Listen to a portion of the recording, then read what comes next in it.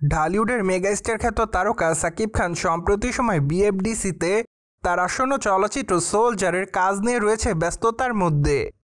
কেননা চলচ্চিত্রের নির্মাতা সাকিব ফাদ চাচ্ছে যে তার আসন্ন চলচ্চিত্র সোলজারের শুটিংয়ের কাজটি যথাসময়ের মধ্যে শেষ করতে। মূলত তাদের পরিকল্পনা রয়েছে চলচ্চিত্রটি ডিসেম্বর মাসে মুক্তি দেওয়ার। সেই ধারাবাহিকতায় সম্প্রতি চলচ্চিত্র শুটিংয়ের কাজ নিয়মিত চলছে। এদিকে অবশ্য সম্প্রতি সাকিব খানকে সোলজার চলচ্চিত্রের লুকে ধরা দিতে দেখা যায়। কেননা সম্প্রতি সোলজার চলচ্চিত্রের লুকে ঢাকা ইন্ডাস্ট্রির মেগাস্টার খ্যাত তারকা সাকিব খান ঢাকায় চলচ্চিত্রের পরিচালক নার্গিস আক্তারের সঙ্গে একটি ছবি তুলেন। মূলত সেখানে সাকিব খানকে দেখা যাচ্ছিল ফর্মাল পোশাকে, পাশাপাশি তার মুখে দেখা যাচ্ছিল গোঁফ, যার প্রেক্ষাপটে বর্তমানে এইটুকু অনুমান করা যাচ্ছে যে চলচ্চিত্রের পর্দায় সাকিব খান গোয়েন্দা সংস্থার চরিত্রে অভিনয় করবেন। মূলত সেই অংশেরই শুটিংয়ের কাজ চলছে। যাই হোক, চলচ্চিত্রটিতে ঢাকা ইন্ডাস্ট্রির এই তারকাকে মূলত দুটি লুকে দেখানো হবে।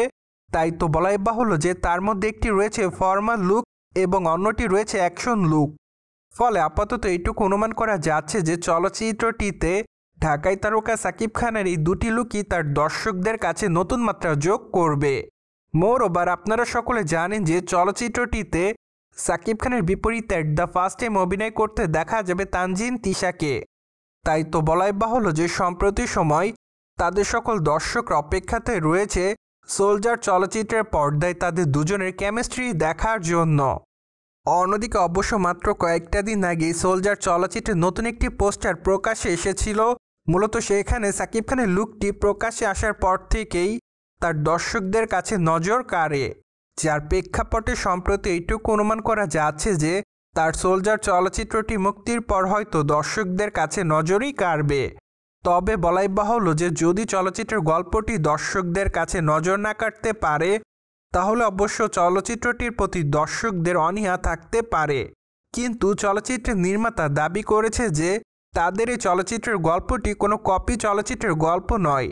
চলচ্চিত্রটি অবশ্য তারা নতুন একটি গল্প নিয়ে তৈরি করবেন। তাছাড়া চলচ্চিত্রের মূল প্রেক্ষাপটটি থাকবে দেশপ্রেম।